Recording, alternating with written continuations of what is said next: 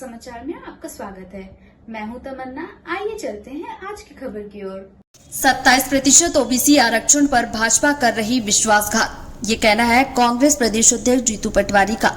Madhya Pradesh Congress committee के अध्यक्ष जीतू पटवारी और नेता प्रतिपक्ष उमंग सिंगार ने आज संयुक्त पत्रकार वार्ता में भाजपा सरकार की नीतियों को उजागर किया। पटवारी ने कहा कि भाजपा सरकार ने 6 वर्षों तक ओबीसी समाज के साथ खुला अन्याय किया। कांग्रेस सरकार ने कमलनाथ के नेतृत्व में अध्यादेश और कानून बनाकर 27% आरक्षण लागू किया था, लेकिन भाजपा ने 2021 में परिपत्र और 2022 में आदेश जारी कर नियुक्तियों को रोक दिया। 87% नियुक्तियां ही की गई और 13% बिना किसी कानूनी आधार के रोक दी गई। इस नीति से 1 लाख से अधिक अभ्यर्थी प्रभावित हुए, हजारों उम्मीदवारों की नौकरियां अटकी और कई ने तो आत्महत्या तक कर ली।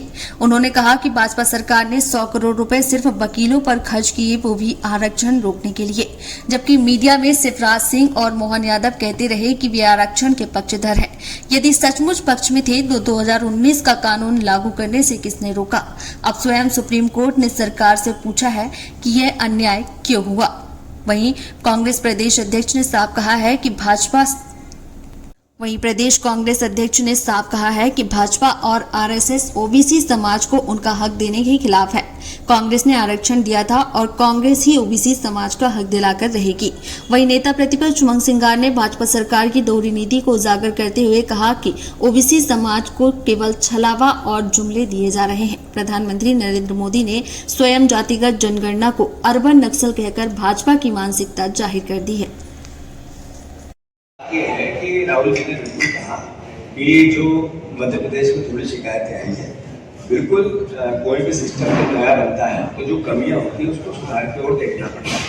जब वो बात कर रहे थे हमारे दूसरे प्रदेशों में जो ऑब्जर्वर जा रहे हैं उनको समझाते हुए कि रिपोर्ट में बिल्कुल भी कमी अगर है और उसके आधार पर रिजल्ट निकलता है और फिर उसकी शिकायतें होती है ना, आपने अच्छा काम, थोड़ा बेहतर काम और करना था।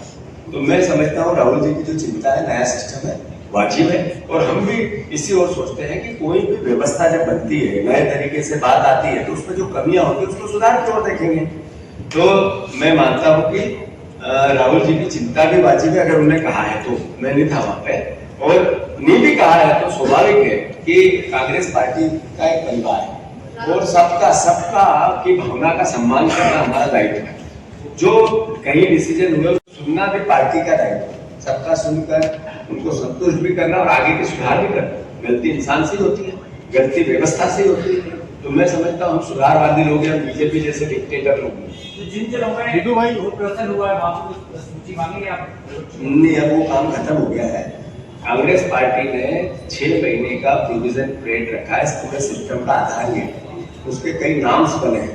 प्रदेश अध्यक्ष कैसा काम कर रहा है उसके फिलिंग द ब्लैंक एक चीज नोटिस होती है। ऐसे जिला अध्यक्ष कैसा काम कर रहा है, पार्टी के क्या टारगेट है, उस पर हम काम कर पा रहे कि नहीं कर पा रहे, इसको लेकर हर 6 महीने में एक तरह से परीक्षण होगा और उसके रिव्यू होगा, उसके आधार पर आगे बढ़ाएंगे।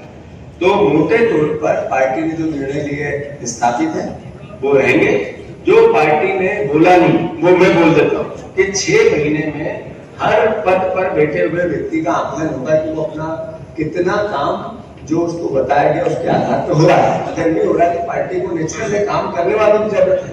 तो स्वाभाविक है कि ये बोलने की बात नहीं होता है। 6 सेंस हमारे इतिहास या सामाजिक इसमें जो भी चीज चली आ रही पर किंवदंतियां, कहानियां जो भी है, लेकिन मैं समझता हूं कि देश में आज की वर्तमान स्थिति में बेरोजगारी की समस्या है।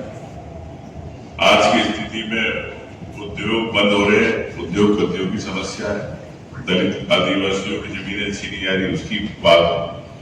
तो देश में आत्मनिर्भर की बात करना चाहिए। पुष्पक वाहन में अगर ये लोग घूमना चाहते हैं तो घूमे, लेकिन प्रदेश को, युवाओं को नौकरी देकर पुष्पक वाहन में घुमा दें।